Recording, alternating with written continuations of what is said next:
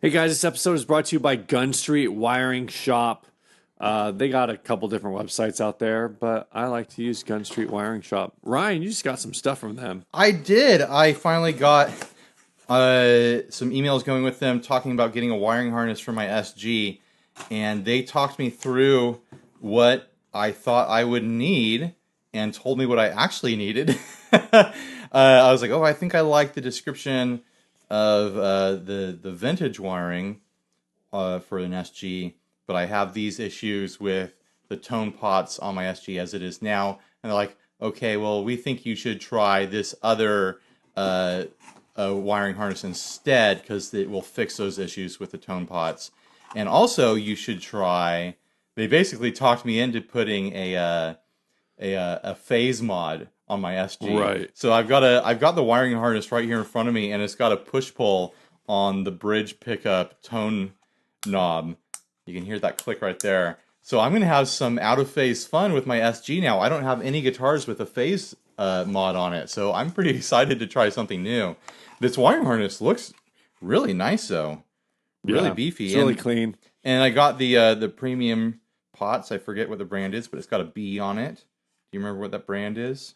No. But anyways, I'm pretty excited to try this out. I'll do a video sometime soon showing myself installing this in the SG. I'm excited to not have to do all these little extra solders between all the pots and the switch and everything. Basically all you have to do is drop it in and connect the ground?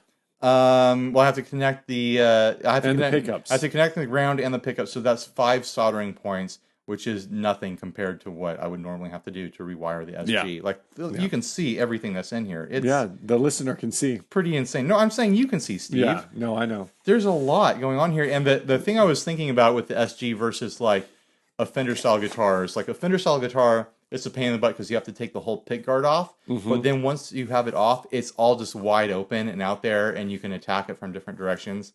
The SG is like buried inside of the body cavity, and so I think that's what makes it a lot more frustrating for me to get in there and rewire stuff. So yeah, big thanks to Gun Street Wiring Shop. I'm really excited to try this out. Thank you for supporting the show. Everyone should go check out their website and look through everything they have to offer and go order something. I mean, come on, guys. This week's show is also brought to you by Sinusoid. Yeah, it's kind of brought to you by Sinusoid. The Sinusoid Cables wants us to tell you about a new business they've started. It's called Squatch. Yeah, Squatch. Is it Squatch Design Co.? Yeah, I think so. Squatch Design Co. We'll have a link down in the show notes. I think it's squatchdesignco.com or something like that. Yeah. Basically, they're making pedal boards. And not only they're making pedal boards, they're made out of really pretty wood. And not only are they made out of really pretty wood, they're really affordable. Yeah, Like super affordable. so basically they've partnered with a wood shop, and all of the boards are going to be based on whatever the wood shop has in stock. So Yeah. it's kind of like flash mob sale or flash sales or whatever they call. Yeah, this is not a custom outfit where you order a board and then you wait for it to get built and then sent to you. They are only going to put up boards that are already built, which means that when you order them, it ships same day. Like, this is immediate gratification with boards, guys. Yeah. And they look really cool. They're really simple. They're pretty wood boards, no bells and whistles. You have to buy a case to go with them. But hey, you have to buy cases to go with most boards. Mm-hmm. All the electronics and everything you have to do yourself. But that's part of what keeps the cost down. And let's be honest, you want to do all that modification and making the board just right for you all by yourself anyways, because no one else knows your needs in particular. And might as well start with a really pretty wood board, honestly. Yeah, so check out the link in the notes for Squatch Design. This last sponsor, man, we got a lot of sponsors this week. Sponsor is Flower Petals. Yeah. Flower Petals just launched an Indiegogo campaign. You can check out the link below. Ryan did a video for the Dandelion. The Dandelion is a tremolo. It's a tremolo. It's got a harmonic tremolo and a standard tremolo in there. Yeah, so they're doing an Indiegogo campaign, like I said. And if you pre-order through the campaign, you get a little discount over what the retail prices would be. Mm-hmm. The website is flower-petals.com. So if you just go to like flowerpedals.com with a T, you're going to go to a flower delivery site. Yeah, probably. No one wants that. No one wants actual flowers. They want pedals. Yeah. So in addition to the tremolo, which Ryan did the demo for, they're also launching a germanium drive, poppy clean boost, and lupine analog octave up. I watched the other videos that he has for all those. I mean, by other, I mean the videos that I didn't make. But anyways, that octave up looks like a bunch of fun. It's like a finger enclosure. Oh, and cool. It allows you to add an octave up effect. You know, before or after your drives, anywhere you want it in the chain, it simulates the octave up that would be like in a fuzz pedal. And you can just put it anywhere. It looks super convenient. I was kind of stoked on it. And the other pedals sound great as well. And, of course, I love the Dandelion, the one that I demoed. It's been living on my board since I got it. And I've been using it. It's a fun pedal with a lot of fun options. So go watch that video.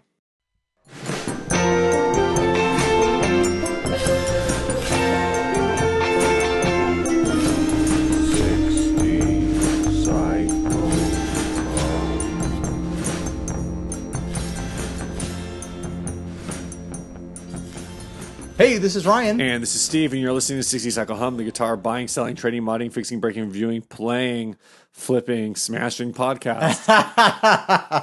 We're official guitar destroyers now. Did we talk about this the last time we recorded, or did we shoot that video after we recorded? I think we shot it after we recorded. I do not remember. It's been a good 3 weeks since we have been here in 60 Cycle Hum Studios podcasting. Since we did that April Fool's episode. No, I think we threw that thing off before. You think so? It doesn't feel like that was a month ago. I don't know. Anyway, but yeah, we ended the life of the SL for the most part. Yeah, threw it off a gosh dang bridge. Well, it looks like you're trying to revive it. Yeah, I Frankenstein. It was funny because we did the video and I had Phil Eisenhower from the Gear Slum do a cover of that one song. In the Arms of an Angel. In the Arms of an Angel. Touched by an Angel. And people were commenting in the video like, he's going to find a way to make more videos with this thing. So I threw the guitar on my bench and I glued the body back together. I had to break it a little bit first. It was barely holding on. So I gave it a good snap, broke the body in half, and then glued it back together. And now I've been working on fitting a scrap guitar fetish neck that I have around into it. I need to figure out if I have the ability to service the nut for it, because the nut, I saved the nut from the SL neck, and it's just way too tall for the new neck. Oh, slide, dude. Yeah, I don't want it to be a slide guitar though. Also, another development is all you have to do to service it is if it's too tall off the back, is just get a piece of sandpaper and just rub it back and forth. Yeah, but it's like twice as thick as it needs to be. It's really back thick. And forth. I don't have that kind of time. I'm going to do power tools, or I'm going to take it to someone. Rub it back and forth. But anyways, part of an inside joke between me and Steve and the inner circle is that people are constantly begging for me to give them the parts from the SL. Like every time there's a video, like, oh, give me the Bigsby, give me the pickups, give me this and that. Like, why are you guys begging so much? This is embarrassing, guys. Don't be beggars. Did you see my reply to one of the commenters today? No. I was like, why do you hate guitars so much? And like something, or why did you hate this guitar so much? It probably wasn't even that bad. And I just replied, I was like, we raised $1,000 for a children's charity. Over $1,000. Why do you hate children so much? Nice. But there was a young person who commented. Oh, a young person, eh? A young person. I don't know how young, but I got the impression that he was young. Because he was begging for the pickups and the Bigsby, and I started joking around. I was like, hey, write me a 500-word essay on why you should be the one to receive these parts, and I'll consider it. So he did it. He wrote a 500-word essay. It wasn't the best essay in the world, but he did it. And I was like, well, dang it. He called my bluff. So now I got to send him something. So his essay basically told me that he was going to put the parts into a Squier or like a Starcaster style Strat. Right. Like a really cheap Stratocaster. And it's like, you're not going to put a Bigsby on there without major modifications, but you could put a lipstick tube pickup there. So I'll send you a lipstick tube pickup. So I totally sent him a pickup. Cool. And then a few days after that, a guy commented on the bridge drop video and was like, hey, if you're not going to use those necks, I'd love to like tinker around with them and figure out if I can fix them as like a project to see if I can do it, because I've been experimenting with that sort of thing. And then he said the magic words. He said, I will film and take photos of the process and send them to you. I was like, there it is. Content is my currency. You're speaking my language. So I told him, hey, you pay shipping and I will send them to you. So I sent you sent both necks? I sent him both SL necks. I guess the one neck is twisted, but otherwise it wasn't really in that bad shape. Yeah, but that's part of the thing. He's like, I want to see if I can fix a twisted neck. Right. Because normally with twisting, you have to like steam it and whatever. So I sent him the bill for the shipping, and he included an extra $10 to be put towards Rain City Rock Camp. Oh, cool. So he's a cool guy. He's getting some fun parts to play around with. So other than that, I've been painting the Mustang too. I've just been doing a lot of guitar projects around here. What's new with you, Steve? You went on a big vacation for a while. Yeah, I was out for 10 days ish, and you earned it, man. Cool. You've been working hard. Yeah, I came back. I was like, felt kind of useless at work. All my coworkers like moved on. They figured out how to do their job without you. Kind of. I was like, you guys have a flow now. Like, you were holding them back, Steve. I guess. Like, I was like, I guess I'm gonna go like restock. I hope you learned your lesson. Never go on vacation, never again. Yeah, I know. I told my boss, I was like, everything feels so weird now. Like I've ruined the group dynamic by going on vacation. Here's what you have to do, Steve. You have to break their spirits and ruin their flow, and then introduce your flow again and get them back underneath your wing. That's what I'm trying to do. So you got to sabotage them. Make it so they have to rely on me again. Exactly. That sounds like some kind of like, isn't that basically what gaslighting is? Yeah, that's what gaslighting is. Cool. Awesome. As long as I'm familiar with the correct emotional, psychological abuse that I'm going to be subjecting my coworkers to.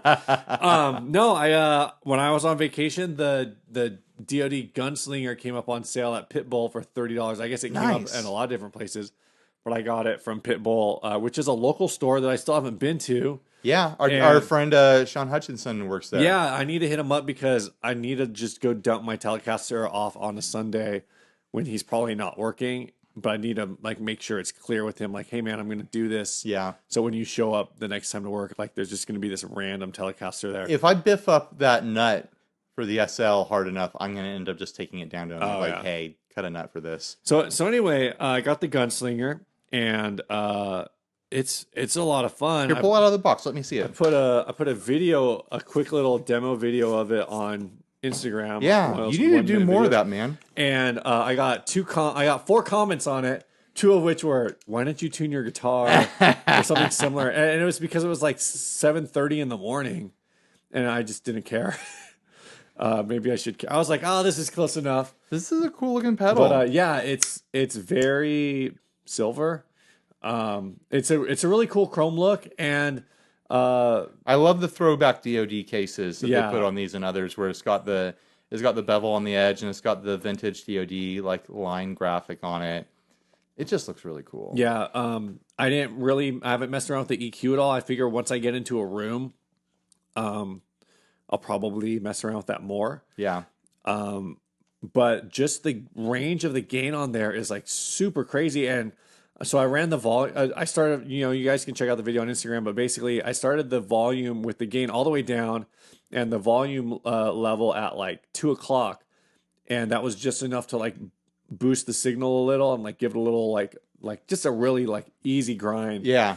And then I just did that, and then I ran the same chord progression at like noon and the same chord progression with the gain all the way up, just to kind of hear what that gain range sounded like. And there's definitely some things like the higher gain you go, obviously gets louder. I probably could have like rolled back the treble to like smooth out the highs. But otherwise, like I thought it sounded really great, especially for $30. I'm looking forward to. I mean, $30 is hard to beat. Yeah, I'm looking forward to trying it out, and yeah, I guess along with trying it out, though I haven't gotten it yet, I also bought a at the recommendation of Jason Fuzzmonger and Cole Duke from the the 60 cycle slum. Is that, Yeah, 60 cycle gear slum. the Palmer Pocket preamp, which is like an all-in-one, like Interesting. I haven't heard of this. it's a preamp slash cab simulator DI, like all-in-one solution. It's actually kind of interesting because it's one of the lowest priced products that Palmer makes, but it has like the most features. So that weirds me out a little. Right. But I think like my church playing scenario is kind of going towards everything direct. So it has an XLR out. It's powered by like just a standard 9-volt. So I think it's going to be like, I'm looking forward to having it and trying it out, and I'm hoping it like works out well. I got off Reverb, and brand new. The guy was selling it for like 130 free shipping. And I was like, "What do you do, 100?" He's like, 115 is my lowest. I was like, done. Nice. So very cool. Yeah. I'm looking forward to putting all this new stuff on my board. Messing around. Your voice sounds wrecked, by the way. Yeah, I know. It's getting worse by the moment. Are you going to be able to talk by the end of this podcast and into the next podcast we're recording tonight? I hope so. It keeps going back and forth because it was like really bad when I got here. And then it kind of loosened up, and now it's getting bad again. You need to get you some potato chips or something. Lubricate it. Is there anything else we need to cover before we jump into the first ad? I think that's it. Nice. Let's do it. So I've been sitting on this one a while since we took basically a 3-week break thanks to your vacation. Yeah. Where is it? I gotta find this. It's under H. There it is. I found it. Horses. This was sent to us by Cameron. How do you say his last name? I think it's Barami. Cameron Barami. And the moment I saw this ad, I had to talk about it. I just had to cover this thing. It says, I think this is on Facebook Marketplace. Yeah. It says Fender guitar in Houston, Texas for $250. We're looking at basically a silver Telecaster here with a bunch of extra appointments to it. I mean, I'm not going to say the first thing that catches my eye. I'm going to start with the second thing and work through like the fourth and fifth thing that catches my eye. And then we'll save the good stuff for last. It's got the aftermarket hardware on it, like the bridge and the control plate that have like a filigree etched into it. So it's like black hardware with like a gold filigree across the whole thing. Oh, that's cool. And then it's got a black mother toilet seat pick guard. I don't really like the look so far of all this stuff. It has a guitar pick holder, double sticky tapes to the upper horn. So if you drop your guitar pick, you got one right there. Yeah. It has rainbow guitar strings on it. I think it's missing the high E. No, it's just really thin. Oh, yeah, I can see it. It's like a very light pink. Yeah. But yeah, you've got neon pink, neon yellow, some sort of blue, a neon red, green, and then back to pink. You know the strings. There's like these packs of strings you can get that are all sorts of crazy colors. Yeah. And then I'm not even to the main thing yet. It has a aftermarket Fender neck plate on it. Yeah, I was trying to read what that says. It's kind of hard to make out. I think it says 64 or 84. Jerry Jones Telecaster. Like, what is going on here? I'm a little confused because the seller's name is also Jerry Jones. Also, the paint on the silver paint on this. Yeah, it's got to be like a custom neck plate he had made for him, the guy who modified this guitar. Right. The paint looks really bad on the back. The silver paint looks like it's definitely a home job that someone did. But let's get into the main thing about this guitar. On the front and on the back, there are pictures of horse faces, like carved into the body, like with a Dremel, and not in like a very good way. Yeah. It's a very bizarre style. And then like filled in with a Sharpie. Yeah, filled in with some sort of black paint in the carved out relief, and then this really bright blue paint around the horses' heads. Yeah, which is bizarre. It's so bizarre, this art. I don't know what to make of it. And the horse on the front looks really bad. Really, really bad. Like the person just completely botched so much of this artistically. Do you think it looks better or worse than the horses on the back? I'd say that the main horse on the back kind of looks better, but still really, really bad. And then there's a secondary horse on the back, also really bad, but smaller. And all three of these horses are in these like really odd shaped circles, like blobby circles. Yeah. Like they're looking through a window. Do you think any of these horses were on any famous TV shows back in the 90s? I have no idea what you're getting at. Just a thought. Why is that a thought you're having? It's just a thought that I had, Ryan. So there's no backstory here. We don't know why there's horses on these guitars. My question is, why after doing one horse and seeing how good it didn't look, this person said, you know what this guitar needs is 2 more horses that look about the same. You think they did the back horses or the front horse first? I hope they did the back horses first and then said, I've got it down now. I think I can do the front horse better, and then still didn't do it good. I can't even describe why these horses are bad. Just look at the pictures in the episode description. They just look like they were drawn by like Napoleon Dynamite. Yeah, it's very Napoleon Dynamite. Like it's like Napoleon Dynamite drew it, and then someone attacked it with a Dremel, and it was their first time ever using a Dremel. Yeah, so it's like, oh, you've been taking like art classes and you're trying to do ultra realistic, but you're just not there. That's the style. This is very far away from ultra realistic. Well, but it's I guess the anatomy is there. These aren't cartoony horses. Right, that's what I'm saying. Like it's what they're going for. It's just not what they're getting. Yeah. Just like Napoleon The Dynamite. one on the front. How would you describe the personality of the horse in the front? Emo. Is definitely an emo horse. Like the sad eyes, the swinging bangs. Yeah, no, it's that swoop bang, man. Like his head is down, he's just mopey and like, well, I guess I'm a horse on a guitar. Poor guy. I never thought my life would turn out to be so awful. Just being a horse on a guitar. Boo-hoo. This thing is just a disaster. Boo freaking who. Now this is a question we have to ask. We don't have a shot of the headstock, do we? No. Let's assume this is an American Telecaster. Okay. $250. Do you go buy it? Yeah, if it was an American. Even with this horse mangled situation? Dude, I would.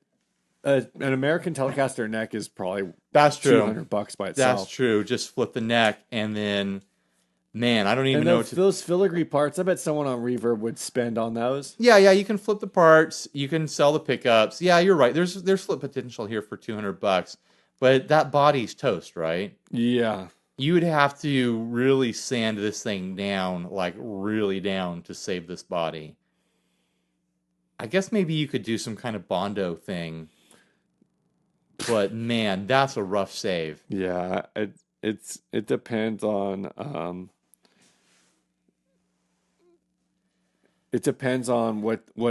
how deep it really is. If it just looks deeper than it is because it's kind of like darkened in, or is it that dark because It it's looks so really deep. The carves look really deep to me. Like someone used the big Dremel tool on this. Yeah, I guess 250 is fair. This person's not, that's assuming this is American. This could be Mexican. This could be Squire. We don't know. He just says it's a Fender guitar. So assuming it's an American Telecaster, yeah, that price is fair. If it's anything less than that, man, I don't know. Would you pay $250 for a Mexican? No. No, I wouldn't pay $250 for this if it was Mexican or anything less than that. All right, let's tackle the first topic. Yeah. Who sent this? Did you keep it up? I've got it here. Emily Harris commented this on our topic call out on the Facebook group. Wait, she did? Yeah, and all she asked was Bigsby's on offsets. So, do you have an opinion about Bigsby's on offsets? Like, by offsets we mean Fender offsets, right, Jazzmasters, right. Jaguars, Mustangs, etc. Yep, I think we get it. Are there other Fender offsets that are like the main ones? Some Duosonics are offsets. I mean, everything else is kind of like a modern version of like a weird mashup. Oh, I guess. Emily wants us to mention how few Fs she gives because she already has offset with a Bigsby on it. Well, is she assuming we're gonna trash talk Bigsby's on? I don't offset? know. She works for, or she's holding a coffee cup that says "bitch media" on it. So,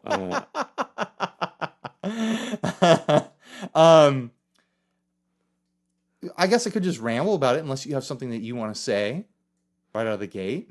I mean, I don't really have an issue with it. I know a lot of people do, and I know some of that's just because it's like non-traditional. In the same way that like I know when Fender was doing the Bigsby Telecasters that were crafted in Japan's, people like a lot of people got them because they're like, oh, I want a Telecaster, but I want a vibrato on it. Yeah, but a Bigsby on a Telecaster is already like a really well established thing. Like that's like a country thing. I guess the thing really is that when you put a Bigsby on an offset, offsets already have like a traditional set of like vibrato options. Yeah. I mean, really, to me, the issue isn't Bigsby vibrato versus traditional offset vibrato or tremolo, whatever you want to call it. The real issue is the bridge associated with that hardware. I'm going to say, and this is going to be controversial, the bridges that are typically paired with Bigsby's, being that like Tune-O-Matic style bridges and whatnot, are more stable options than the bridges usually paired with Fender offset style tremolos, meaning the Jazzmaster bridge, the Mustang bridge, it's the same thing as the Jaguar bridge. Like those are notoriously unstable bridges, and they have a lot of issues, and the break angle from the tremolo to the bridge comes with issues if you don't dial it in just right. Where like a Bigsby setup going into a Tune-O-Matic style bridge, or what does Fender call their version of the Tune-O-Matic? Like, is it Adjustomatic? Adjustomatic, that's right. It's a much more simple and robust system mechanically, and so it's a lot easier to have less issues with that setup. With that setup, your next thing to worry about is your nut. Like the nut can cause tuning stability issues with heavy tremolo use or vibrato use, whatever you want to call it. That being said, I have a Jazzmaster with a traditional Fender offset tremolo on it, and I really enjoy it. I think it's a lot of fun, but I've also got a Mastery on there, which solves a lot of the issues of the stock Fender offset bridges. I had a Jaguar before, and I just couldn't get into it because of the bridge. Like that, I think that really is the point of debate. It's the bridge hardware. Yeah, it's kind of I don't know. Like I have the Jagstang, and so it's got a Mustang bridge, Mustang vibrato on it, the Fender Dynamic vibrato. Doesn't it have an Adjustomatic bridge on it though? Is that what the normal? I mean, it's that style, but it's whatever the standard Mustang bridge is. Is it really? Yeah, because a Mustang bridge is different than like the Jag bridge. Right. So all I know is I'm looking up a picture of a Jagstang. I've always like hated that bridge. Yeah. And not the bridge necessarily. I guess not the bridge. I never really had thoughts on the bridge. I've always hated that vibrato. The vibrato is like a nightmare. Yeah, it has the standard Mustang bridge on it. Yeah, that's not an Adjustomatic. Okay. I don't. So yeah, it's still like a problematic, like really quirky bridge design. Right. Where it's like really floating. It's suspended on these like needles inside a metal thimble, where you can accidentally shift the bridge around underneath the strings and completely lose your intonation. And if you're not kind of delicate with it when you're playing it and using that tremolo really hard, things can get weird and bad really quick. Yeah. But then people who are purists love the original hardware and only want that. So, I mean, I have no problem either way. If you like the original setup, go for it. If you like a Bigsby, go for it. Like there's all sorts of options out there now. I'll say a Bigsby experience is a very different feel from the offset tremolo. Yeah. Like on my Jazzmaster, it's like you're pulling that bar back and forward for days. Like there's a lot of physical play to get very much effect on the tension of the strings with that thing. But that's part of the fun. It's like you can get some really nice, smooth bend effects from it, which is great. A Bigsby is still pretty smooth, but I feel like it's a tighter movement. But in a way, it has less range.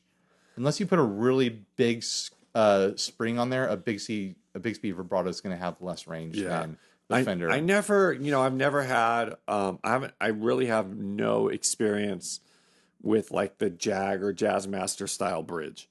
Right. We did have that PRS. It's basically what you have on the Jag thing, but with different saddles. Or sorry, I'm saying the vibrato. Okay. Yeah. The actual vibrato. The vibrato on the Jag thing I always found to be really unstable.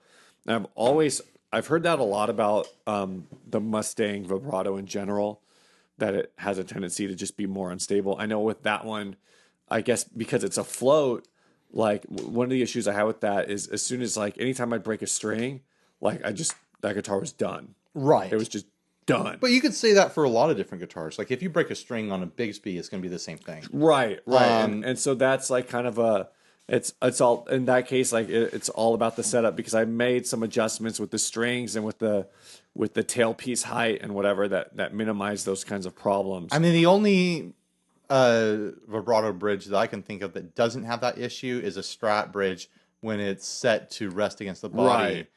Right. That's the only bridge where it's like you break a string, you're going to be fine. Yeah. Other tremolos, like you break a string and you're going to have to retune the whole guitar and do this whole balancing act to get back to tune. You might as well have a backup guitar. Honestly, at that point. So I only have real experience with that, and the Bigsby that we had, was it the Starla? Yeah. Model. I had a lot of fun with that, and I found that like very subtle, because I've never liked the Strat trem, because it's probably partially because of the way my Strat is set up to be very hard, but also like I've just kind of found the Strat trem to be I don't know, I've just never really adjusted to it. The bar's just kind of like there and in the way. Like I really like the way the Bigsby is, and I get why people like Bigsbys. Yeah, they're smooth. They're mechanically simple. There's nothing to really go wrong with them. They are a little bit of a challenge to restring, but I mean, I've gotten used to restringing them. It's honestly not that big of a deal. The thing that I still have issues with the Bigsby is that it locks. Like you can't pull it up over the strings. Like the arm doesn't pull up over the strings. Where I like to hold like a Fender style trim bar in my hand while I'm plucking the strings and I'm doing all sorts of stuff. Yeah. So it takes physical memory, learning how to use a Bigsby like in its physical space. I found that was one of the things with the Bigsby, is I found I was kind of doing things with the Bigsby that I would do on my Telecaster. Right. Which is with the Telecaster, like I just bend the neck. Right. And so I felt like, I can get the same kind of sounds with a lot less effort with, a tool that doesn't make it look like to someone who's just kind of watching, like, that guy's trying to break his guitar. Yeah. What is he doing? Bigsbys take up more physical space. Right. Than the stock Fender offset style tremolos. Like if you take the bar out of a Jazzmaster, it's like you don't have a trim on there. There's nothing in the way. It's a wide open guitar. If you rotate the bar back on a Bigsby, you still have this giant piece of machinery. Yeah, well, I mean, that's sticking out behind the bridge. That's adding mass to the guitar, and mass plus guitar equals sustain. Well, the real Bigsbys are aluminum, and there's not a lot of mass there. They're really lightweight. Well, that's why I got a fake one. It's made out of lead. I honestly wonder if that I think it's like cast iron or steel or something like that. The cheap one I have on the workbench is way heavier than a real one. I wonder if that would make better tone. Who knows, right? No, it doesn't. No, it probably doesn't. Is that tone iron? Yeah, that's tone iron, the most toneful of all metals. Yeah. All right. We done with that? I should let you borrow one of my guitars that has a Bigsby on it sometime, like the Airline. What else do I have around that has a Bigsby on it? I have the Explorer. I feel like I have one other. I can't remember it at the moment. I don't know. Who knows? Oh, Who knows? it was the SL. Oh, right. Yeah, I should have you borrow the Airline sometime when you're gonna play Worship. I've got really light strings on it right now. You probably shouldn't do it now, but I'm gonna get restrung. That's how I made that the radiator when I picked that up to sell it. I picked it up and I started playing it. I was like, man, like this thing plays so well. And I was like, or maybe these are just 9s. Yeah. Well, I think I've got 8s on it right now. Oh, right. Because I had a pack of 8s around. I'm going to do a video of it sometime just talking about it. But here's a sneak peek. Having 8s on a guitar is like the strings are literally made out of human hair. Like it is so light, it's uncomfortable to me. And I don't really enjoy it. And I've noticed an output drop from that guitar. I'm not getting enough output from it to make myself happy. So, there's always been this debate of like, can you get better tone with heavier strings? I think there's some diminishing returns there. I think once you get past 10s, like it's debatable. But I don't know if it's debatable. I think you get more output. Yeah, I think there's more mass. You still there. might get like quote better tone. It's just that trade off of like where at what string weight do you lose touch? Yeah, and people say like I think like Billy Gibbons uses like 7s or 6s or something like that. Right. And here's my theory on that: the strings are so light and giving like such low output. And he's a big fuzz user, like high gain, fuzzy, like gritty stuff. It's giving him a volume rolled back into a fuzz tone sort of situation. And that's why he sounds the way he does. Interesting. Because you roll back your volume before a fuzz and it can kind of like make it sound really cool in a lot of ways. So that's my theory. I need to make a video about these strings because I have thoughts on them. I need to swap them out after I do the video because I don't like them. All right. Do we have any housekeeping to do? Yeah, dude, we got a ton of housekeeping to do. Aw, damn, son. We got people. I mean, I guess we'll just start off like, we're on Patreon. If you want to support the show, you like what we do. I don't know. You want to send us on trips to things and whatever. Yeah. I sound so unenthused. Don't do it. I'm going to the Sweetwater Gear Fest in June. Is that when it is? Is it in June, I think? Yeah, I think it's in June. The Inner Circle and the Pledgers are paying for that. You're paying my airfare. You're paying my lodging while I'm there. I'm going to be hanging out with David Hill. He's getting an Airbnb house, and so I'm going to be crashing with him. And I'm going to get all sorts of coverage there and get fun content. Hopefully I'll meet my Sweetwater rep or something like that. So yeah, the crowdfunding that you guys provide makes that possible. All right, tell us who is a new giver. So so at the $1 level, we got it was like the Soundtown. You don't know who that person is? I think it's Brett Miller, but I'm not 100%. Okay. We also got at the $1 level Joe Setiotti, Pat McKenna. Nice. Let's see anyone else. That's it at the $1 level. I'm loving all the new $1 level guys. Like it's just fantastic, guys. Like I say it every time. If every single person who listened pledged $1 a month, that's $12 a year for all the content that we give you. It's a hell of a deal. Yeah, and we would be able to do a lot with that kind of money. At the $5 level, we got John Evison and Ryan McDermott. So that's the best friends level. They're going to get some merch thrown their way. Yep. And by the way, it's amazing it's taken this long to do it, but I ordered custom 60 cycle hum guitar picks the other day. Steve is waiting for those to come in before he does a big shipment of merch for the $5 and the $10 level. And at the $10 level, we got Dustin Babitsky, who just won our mod contest. Yeah. Matthew Phelps, Rob Nordvik, who's been a longtime musical contributor to the show. He sent us a good number of songs. Will LaHue, and I think that's it. I think that's everybody. Oh, that's it, Steve. You only read off like 40 names just now. I know. Jeez Louise. It's a lot of people. You guys must really love us all of a sudden. Y'all, oh, what it is everyone got their tax returns. That's probably what it is. That explains it. Maybe we need to like schedule to really push the crowdfunding during tax season next year. Like make a reminder for ourselves. I can't find it anywhere in the past. I think also in this range was when David Yossi joined, because it looks like I emailed him last Tuesday. Like I said, there's so much. Yeah, it's hard to keep track. It's kind of like once emails get read, sometimes they get lost. So I don't want to forget anyone, but I believe David was also in that group. And I believe also at the $10 level. Wow. So thanks everybody who is contributing financially to the production of the show. We just got some new XLR cables, and someday we will get different microphones. I keep meaning to do that. I just need to pull the trigger on those mics and make it happen. Oh, we're also going to do a new run of the 50/50 pedal soon too. Oh yeah. So that gets funded. Does Leon know? Because last time I brought that up, he was like, "Wait, you are?" He asked me about it a while ago. He's like, "Are you going to do this?" He's like, "Yeah, I just need to finish the art."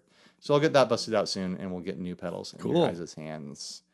All right, should we jump on the next ad? Yeah, this is a little. It's a little guitar. Little guitar. It says hello. Oh, hello, little guitar. What else does this guitar say? Meow. Meow. Actually, it doesn't, because Hello Kitty is a girl. It's a real human girl. Yeah, it just dresses as a cat. That's the worst thing ever. That is like insane, right? Yeah, it's totally insane. But this is somewhere, and it's $85. Squire electric guitar and amplifier, guitar cord, all for $85. This is like, I'm pretty sure, a great deal. It's a super good deal. And if this is in your town, you sent this ad in, Charles Gibson, go drop what you're doing right now. I know this is 4 days later, but go drop what you're doing and go buy this guitar. The flip is there. Put it in the closet and save it forever. I don't know about that. The cheapest one on Reverb right now. $250. Plus $52 shipping. I didn't look at the shipping. I see one, like the first listing that comes up has a Duncan pickup dropped in and maybe some other stuff, and they're asking $425 for it. On the recent transactions, one sold on Reverb for as high as, like, it looks like $290. That's just crazy. Yeah, like there's a collector's market for these Hello Kitty Squire guitars. It's crazy. And can you blame them? It's just so cute. But I think there's like, it's a collector's market completely driven by like metal dudes trying to be ironic. Well, it is a humbucker equipped guitar. Yeah. So it's like you can definitely either use the humbucker that's in there or drop a really hot humbucker in there and play your super scary blood flowing out of your mouth, demonic hardcore metal show with a Hello Kitty graphic as your pick guard. Like there's a certain novelty there that's just a bunch of fun. Here's what I want to know. Tell me what you want to know, Steve. Ask me what you want to know. Hello Kitty guitar. Uh-huh. Do you prefer the pink or the black? Oh, man. It's really tough, honestly. There's something about the black one that goes well with like the whole metal aesthetic that I was talking about. But I think if I was going to pull the trigger, I think I would go for a pink Hello Kitty. It's got to be the pink one, right? It's got to be the pink one. I think the pink one is where it's at for sure. It looks like it.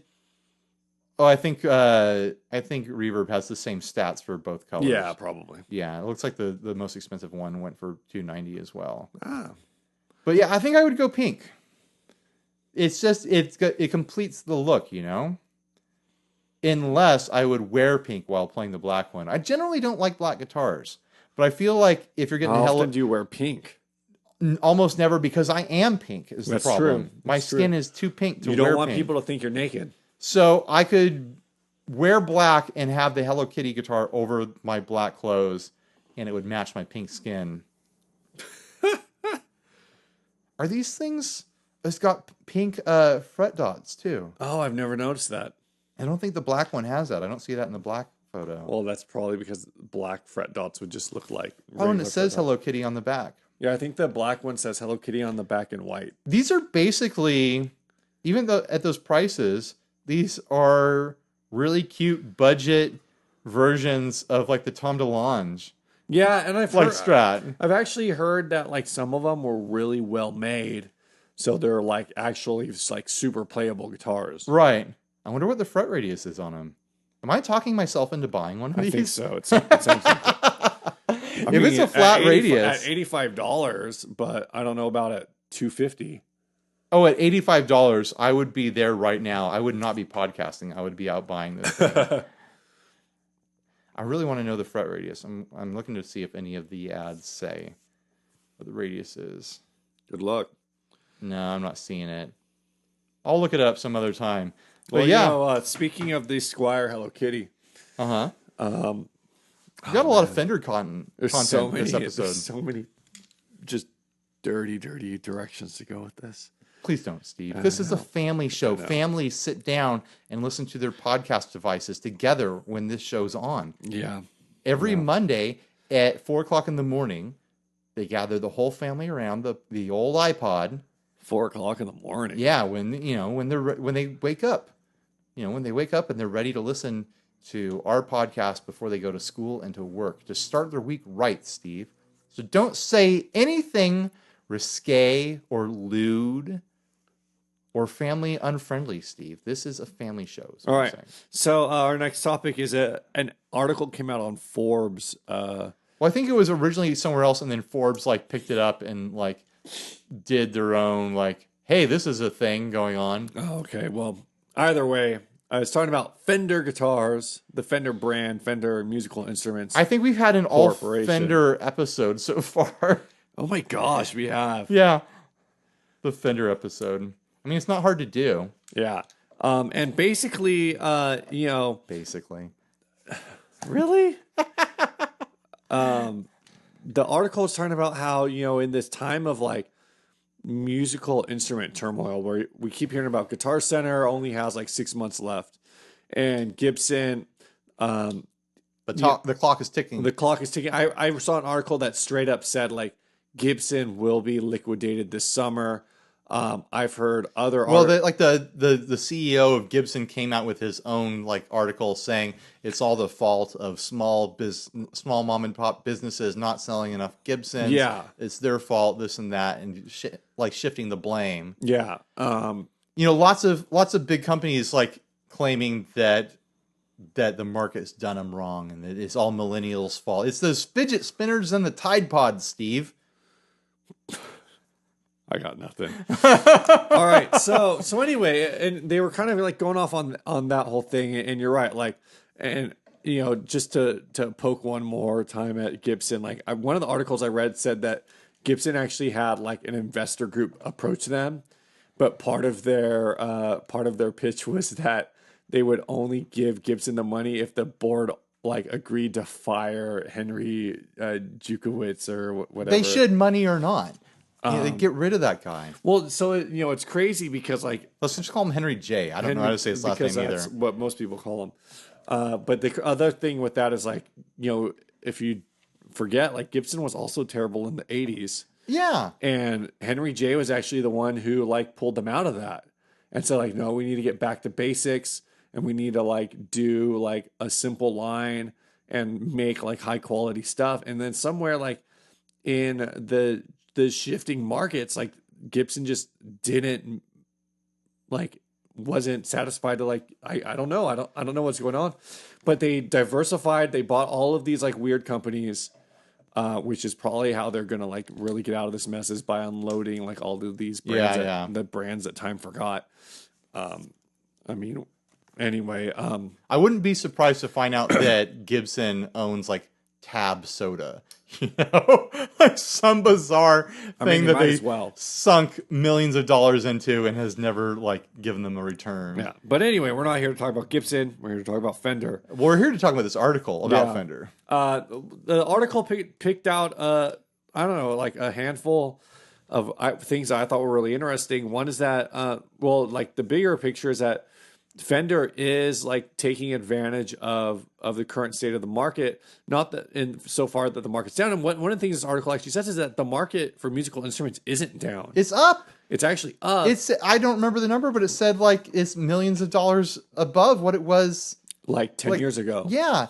And like it said that people are like going to concerts like 20% more this year than last year. People are going out and watching music. That's incredible. And so Fender's the article talks about how like Fender's angle has been to just embrace that and work with the market growth and like embrace like what's digital and like what's new. And I think when you look at some of the endorsed artists that they've brought on, like they've kind of shown that. But one of the other things that's they brought up, and we've seen this trend from some other companies as well, is that Fender in their market research found that like they're doing most of their sales through online stores, so places like CME, Sweetwater, in Reverb Europe, is like mentioned. Thomann, Reverb. So it's like Guitar Center is like bombing. We're told. But physical retail is bombing across the board. Retail is bombing. So Fender has like just gotten out of that game completely. Fender actually I think it was. I don't mean they're out of it completely, but they're not relying on it completely. Right. You know. And so they talked to like Andy Mooney, who's the CEO, and he says that like even Fender's own online shop actually doesn't account for like a big chunk of their sales, right? Except for specific like hard to get models like left-handed guitars, right? Or like if you want very specific colors that are like harder to get in stores. Like I think about myself, and I'd consider myself a well-informed and frequent buyer. Sure. Of the last Fender guitars that I've bought, one I bought here off of Craigslist used. Okay. One I bought used off of Reverb, so that's a digital sale. One I bought new from Sweetwater. Like that's I'm a frequent and informed buyer, and I'm choosing to go basically mostly online with this stuff. Even with Craigslist, that was initiated online. I didn't go into a physical store. Yeah. So the other thing that they talked about that I thought was really interesting from their market research is that they talked about how basically the classic story is that when you go to a music store, it's a sausage fest. Yeah. And so that's always been the perception is like, oh, like we don't like guitar companies don't need to diversify their marketing. I mean, because when you go to a guitar store, like it's just a bunch of dudes. So let's appeal to the dudes in the guitar stores. And what Fender found is when you start looking at online purchases, it's basically like there's a 50-50 split between women and men. That's incredible. And that women are they're buying guitars at like a very similar rate to men, but they're doing it all online. Yeah. So basically by marketing their stuff like more effectively, even like I would say like neutral marketing in light of the way marketing has been done historically, like even neutral marketing comes across as like pro women's marketing. Right. Like they came out with all the marketing for their Offset series last year. Yeah. Like the Duosonic and the Mustangs and whatnot. And I haven't watched them recently. I couldn't tell you what the count it was of women to men in it, but it was probably fairly equal. But the way people reacted to it, you know, the old like classic rock set on various forums was like, oh, what are they doing? Showing us all these girls and young people, blah, blah, blah. They're not going to sell any to me. Fender just lost a customer. How am I going to play Led Zeppelin on that if I see all these girls on here? Yeah. Like the belly aching when it was going on was just ridiculous. But hey, guess what? Fender was selling guitars to like a new generation of players. Yeah. Like a new generation and people who are not represented. And you know what happens when people who are not represented get out there and start making music? You get whole new genres of music sprouting up. That's where like punk rock comes from. That's where rock and roll comes from in general. That's where rap came from. Like people who are not represented in pop culture, like having the means to create their own art. Yeah. Like I think it's very exciting. I am very excited right now. So I've been meaning to like put together like a little article or like a video, like just me gushing on Fender, but we're doing it here now, so I guess so. might as well go for it. So the other thing, the last thing that they've done, and I've seen the emails for it, is Play Fender. I won't say it's the last thing, but right. They've come up with their own like online tutorial service. Yeah, and the thing that they talk about there is that they've found, again, in their research, that like most new players spend, I think they said 4 times as much money in like the first like year or two on lessons than they do on like accessories. Sure. So while the traditional model has been like, oh, like just let's flood the market with beginner products and like, oh, Fender branded capo, Fender branded what this and that and whatever. Right. Fender branded picks. Here's a Strat pack with a strap and a 5-watt amp. Yeah. And you know the cheapest case you could ever find and stuff like that. You know, and like they're still trying to do accessory bundles to get everyone out in the door. And I mean, if you go to freaking like Target or Costco or whatever, you're still going to see that stuff. Sure. But it's all going to be like Behringer and no, you're just going to see like the Fender ones too. Oh, you're going to okay. see the Starcaster. Right. But to go along with that, like they've packaged like, hey, we're going to sell you this thing for you to get started on, but we're also going to like package in or like give you a connection to the tools you'll actually want to use to like get going. Right. So, I think for me, reading the article, the thing I found most interesting about it was just that, like, I find marketing really fascinating in general, Sure. and like, and especially like the use of statistics in marketing. So I just thought that was really cool, like that they actually like revisited the numbers, and instead of looking at like across the board sales, which again, like when people look at it, when like these companies talk about across the board sales, oh, the mom and pop stores are screwing us. Like, well, then maybe you should not focus on them. Like, Yeah. maybe you should figure out, like, focus more on the areas where you might be killing it. And even like the funny thing is, this article pokes at people at the other CEOs, or like other CEOs. I think they said like not to name anybody, but like they're attacking these groups when the market research actually, according to Fender, shows that nobody's losing online. Right. Like everybody is selling at the same rates, or if not better rates, pretty much than they always have. At least the big names. Right. Totally. So either Fender's market research is bad, or some people are just like getting uppity about nothing. I think the old guard is just butthurt that they're not, that the classic rock set isn't floating their boat as high in the water as they used to, and that they shouldn't be surprised that that age group and that genre of player is, I mean, I don't want to sound morbid, but they're heading for the grave. Jeez. I mean, but they're getting to the time in their life where they're not like, oh, I'm going to buy a new guitar every year, or I got to scratch my, my Les Paul itch this year. They're like, I got my nice guitars. I'm not playing as much as I used to because I'm old and I'm playing with my grandkids, kind of fading into retirement. I'm not in a band, It's not a viable market to invest in. And it was a huge market share for so long, so many decades. Yeah. It's time for these companies to look to the younger generation. And I think it's very telling that their statistics said that people are going to concerts 20% more this year. Like, think about like the biggest concert festival close to us. Which one is that? Coachella. When you think of a person at Coachella, what kind of person do you see in your mind? A person younger than me. In my mind, I see like a young hip woman. Sure. Like that's the stereotype of like the Coachella goer. Yeah. That's who you want to market music instruments to. These people are going to music festivals. They're going to be starting their own bands. They're going to want to learn how to play music. It makes total sense. Yeah. Like young hip women.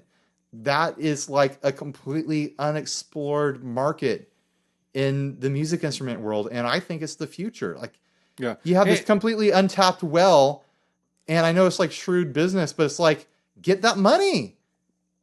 Yeah. Sell stuff to them. We kind of like have been hammering this, and I almost feel we've kind of said that I've heard people talk about this before, and like I sometimes go back and forth on it. It almost sounds like it almost sounds gross. Like the majority, like, you got to market to those women.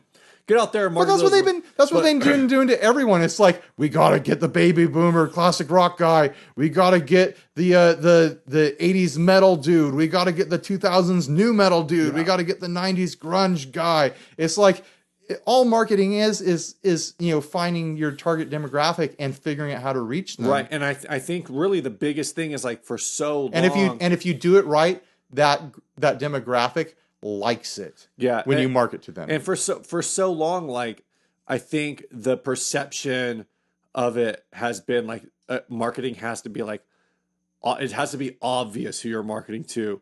Sure. And I think that's one of the things that's like finally, well, I don't want to say finally, because I haven't really thought about it that hard specifically. But one of the things that is shifting is like, so one of the things we did do on my trip is there was a Guitar Center like down the street from the hotel we stayed in San Francisco. I didn't go in because we just didn't have the time. I kind of wanted to, just to say that I went there. Sure. But we just walked by, and on the outside they had a glass. It wasn't like the Guitar Centers we have here where they're like in shopping malls. Like, it's on the street. And so the whole front of the store is just glass. And on the inside of the glass, they just had like posters. Yeah. And they had like a poster that was they like just different people, and I'm like trying to figure out who these different people are. Some of them were just like rando, like just models holding guitar, like models, like in the sense of like they're just stock photos. Sure. One of them was like was Cocky King, who's like a fantastic female guitarist. And one of them was like just like a dad playing an acoustic guitar with like his kid like leaning over his shoulder. Like, that's the kind of advertising that's like, it's subtle, but it's actually like really powerful, because there's nothing about it that says like, you got to be pro. Yeah, there's nothing about like the Cocky King one where you're like, I don't even know if I'm saying, it might be Khaki King. I think it is Khaki. I was like, really? I don't think that's a name. Is it Khaki? Anyway, but it was just her like sitting on a stool playing guitar. Like, there's nothing about that was like, be a hot woman, like whatever, play guitar. Like, it was just like, it's just by seeing it and going like, oh yeah, that's a woman. And like other people, like I see the picture of like the dad playing guitar and like his kids like just hanging out. It's like, oh, that's what I should be doing more. and already there, it's like, real life stuff. You've almost got me like in the store already, just because I'm like, oh, like, I need a beater guitar. So like, if I want to play guitar with my kid around, like, and they fall down and land on it, I'm not going to be like, well, all my guitars are beater guitars. Let's be honest. I mean, and honestly, there has been times and decades where like overt sexuality was used to sell guitar music and instruments in general. Like, even like, I'm not talking about just like, the bikini mags of old. I'm talking, like the whole hair metal thing was just like finding hot dudes to be eye candy for music videos, so chicks would like it, so dudes would take them to concerts and they'd sell double tickets. Like that's what it comes down to. And it's like the music scene we have right now surrounding like guitar music is not that at all. No. It is not an overt sexual like imagery sort of thing. It's like very kind of like hip and kind of woke, kind of androgynous, and kind of, it's softer and friendly, and all those people are having sex, I'm sure of it, but that's just not the visual of it. Right. Unless it's Karen O from the IAS. But anyways, I think we've covered this enough. Let's hit the last ad and get the heck out of here. Let's thank our sponsors. Oh yeah, we do that now. We thank our sponsors and then do the last ad.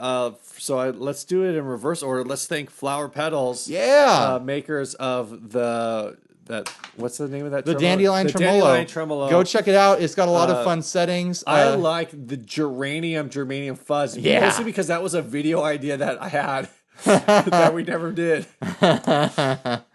Yeah, I like the looks of that little octave pedal too. Yeah.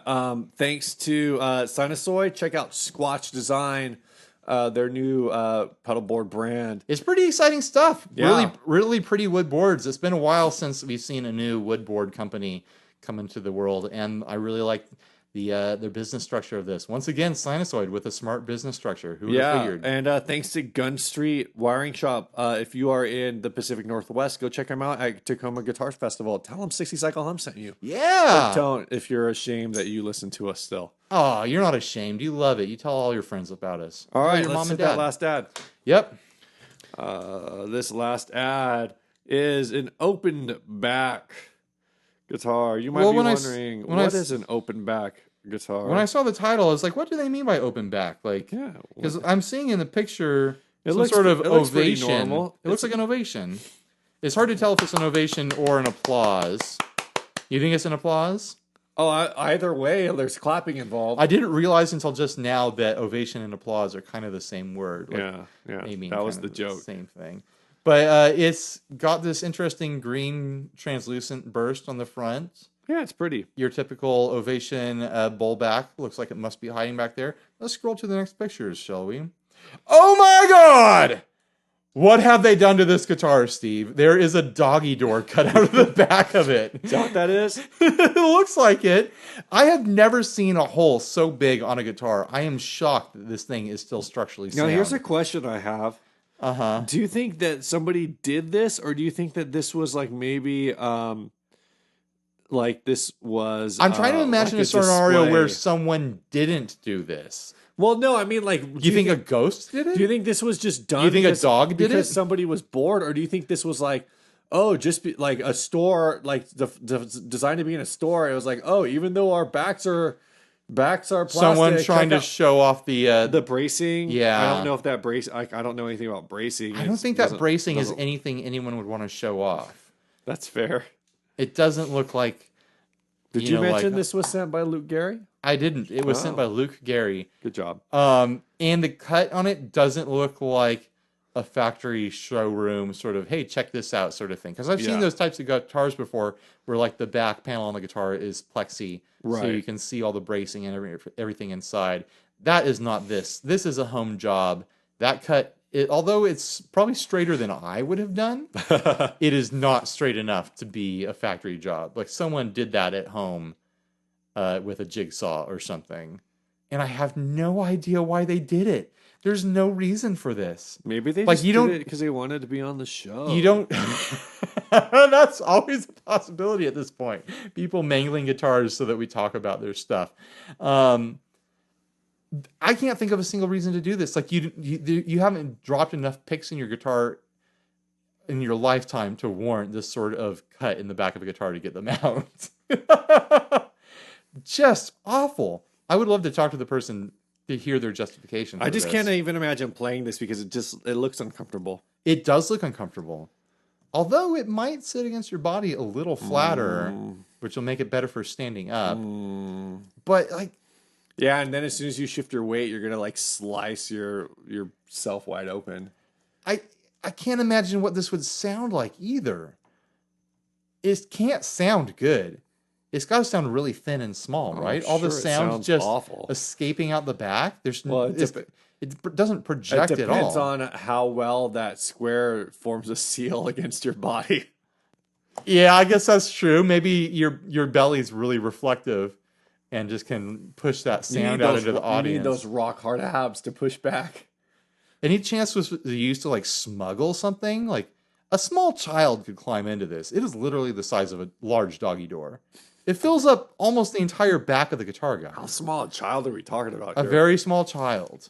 You could fit at least 3 infants in this. Oh my gosh. Comfortably. Maybe that's what they were going for. Maybe this is a project where they were going to like stick blankets in there and make it a crib. All right, so What this would you put in this guitar, Steve, if you were smuggling something? A child? Would you put a child in there? Because that's where my mind went first. Oh man. I don't know what to do with All that. right, tell us about the song, Steve. The song was sent by Matthew Kauffmann from Flower Petals. Yeah, I think this is really cool. He sends us a pedal. He sponsors these episodes. He sends us a song. That's like premium engagement right there. Yeah. This guy wants to be part of the club, part of the cool kids club. So this song was titled "Redundant Picnic Zone." Says it came from a random band name generator, but I just thought it sounded like it came from like Sonic the Hedgehog. He says the guitar he used was a dual single coil pickup Teisco. Yep. That he fixed up. He says, I don't remember what pedals he used, but that for the bass track, he ran through an early version of the Flower Pedals Lupine that was still on breadboard at the time. So hope you guys enjoy this song, Redundant Picnic Zone. And thank you, Matt, for sending it in. Yep. Can't wait to hear it. Later, guys. Bye.